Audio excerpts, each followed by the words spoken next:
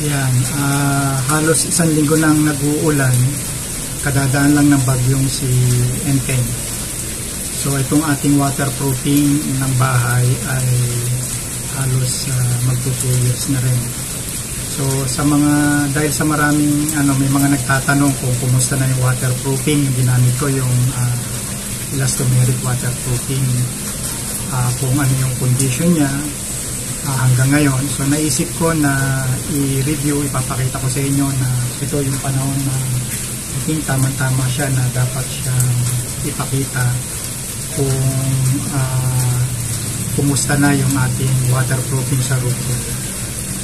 Dahil ito halos isang linggo na umuulan at dire-diretso. Ipapakita ko sa inyo ngayon kung ano yung condition ng CFSOP,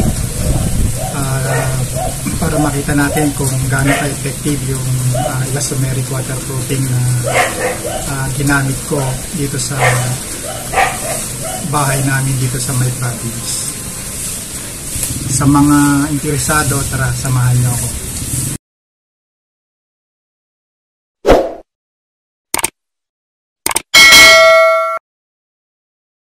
So, nandito tayo ngayon sa hallway. Yan, kung mapapansin niyo, walang marka ng tubig. Yan, kulay puti naman siya, so madali siyang makikita kung may tagas o wala. Dito naman sa isang kwarto, ayan, makikita natin wala siyang tagas. Ayan.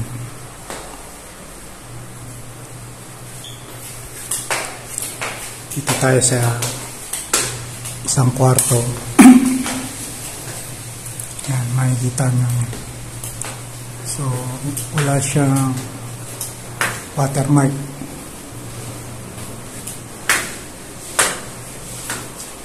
Ayan.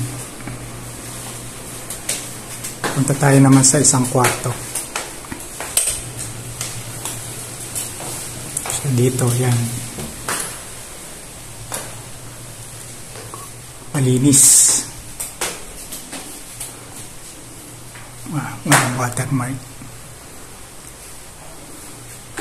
Punta naman tayo doon sa may roof deck ng hagdanan.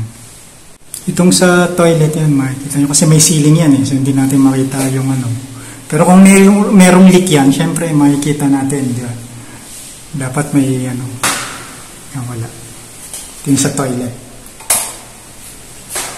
Yan, ito naman yung sa isang toilet pa. Ang papansin nyo, walang marka galing taas. Yan, ito naman yung sa may hagdanan. Kung mare-recall natin, ito yung may malalang tagas dati. Yan, pero nung ginamitan ko ng elastomeric waterproofing, until now, wala siyang tagas. Yan. So, punta naman tayo sa ibang lugar. Yan, ito yung toilet dito sa roof deck. Yan. Papansin niyo, wala siyang mark. So, ibig sabihin, until now, walang tagas. Yan, ito naman yung sa gawing laundry. Yung puting-puti pa rin. Wala siyang mark ng tagas. Tapos ito naman yung condition nung sa canopy yan. Wala kang makikitang tagas din. Ito yung condition ng ating roof deck. Yan yung tinatingnan dito. Nag-alligator May panding siya pero wala siyang tagas yan. Kahit pa paano makikita nyo. May konting panding diba? Yan. May maliliit na panding pero walang tagas. Hindi ko maipakita yun doon sa may hagdan kasi yun doon, di na nga natin nalagyan ng strainer pero okay lang. Yan ngayon yung condition niya dito.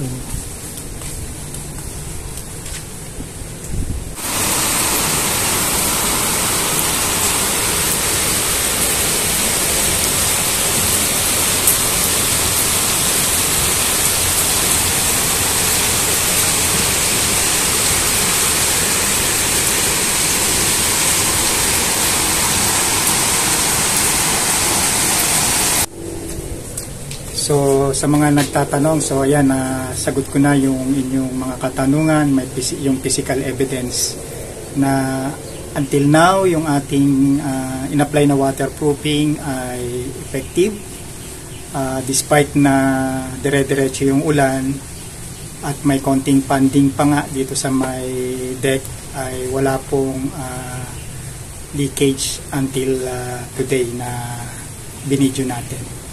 Actually, ang naging problema po dito ay hindi po yung roof deck na waterproof. Ang naging problema ko ngayon, dahil itong pader na to sa labas, hindi ito in-applyan ng waterproofing at ito ay dire-diretso. Nagmo-moist po siya pag matagal yung ulan. Halimbawa, katulad nito, 1 linggo na, dire-diretso, walang tigil. Nagmo-moist siya. Ito. Tapos actually may konti siyang yan dumadaan siya dito sa dugsungan. Yan Kaya ito po yung next na iwa-waterproofing natin. Gagamitan ko ng elastomeric waterproofing. Papakita ko po sa inyo yung labas. Kasi ang ginamit lang po namin dyan yung emulsion paint. So hindi siya pang waterproofing sa labas. Kaya nagkaganyan. Pag dire-diretso yung ulan, dahil sa dyan nung gagaling sa nakatutok sa wall yung ulan. So nagmo-moist siya, pinapasok. Yan, ayan po yung condition nung Tsaka kita po ninyo yun, medyo yung pagpintura nagbubbles. Hindi kumapit kasi natatandaan ko ito nung pagka-plaster, nagmamadali. So plinasteran, tsaka ito po yung pinagpraktisan ng pintor na tinuturuan. So nagkaganyan. Yan. Tapos yung cost nung yung sa bitak. Karamihan yun. Yung bitak na yun. Ang suspicion ko doon nanggagaling yung tagas sa mga dugsungan ng biga at saka ng hollow blocks. Kasi syempre magkaiba ng properties, concrete at saka masonry. Pag plinasteran mo, magkaiba yung movement. So bumitak na. Tapos dito naman sa bintana, dati to may konting leak eh. Ang ginawa ko, kasi itong dito, awning, napansin ko walang rubber dun sa Tsaka nakatutok ito yung butas na para labasan ng tubig. So naglagay ako ng angle ito. Nilagyan ko ng angle. Nung nilagyan ko ng angle yan, wala na, hindi na siya tumulo. So kung meron kayong ganitong design, ito yung na-miss na ilagay. Itong angle na to para pag tumulo dito yung tubig o ganon, hindi papasok dito sa may awning window. Hindi siya papasok dito sa gilid, dito sa ibabaw.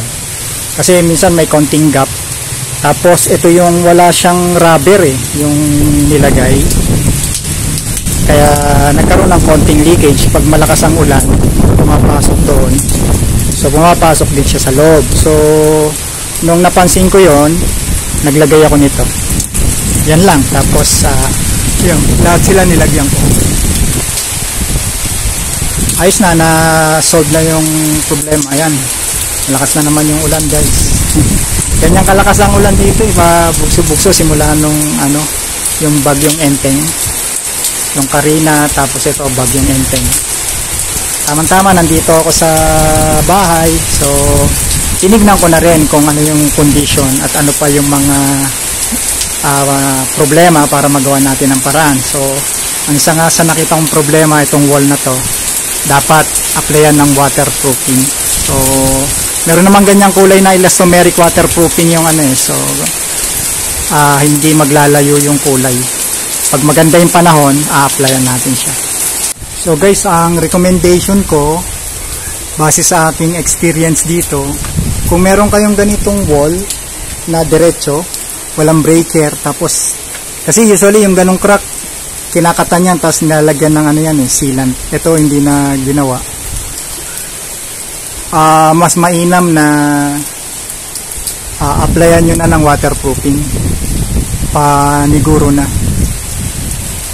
kasi tatagos at tatagos talaga pagka ang ulan dire-diretso. Kahit nakapalitada siya, nakapintura ng emulsion paint, tatagos pa rin pagka matagal ang ulan kasi open siya hanggang sa taas. Tapos may crack na hindi na nalagyan ng sealant. So doon dumadaan.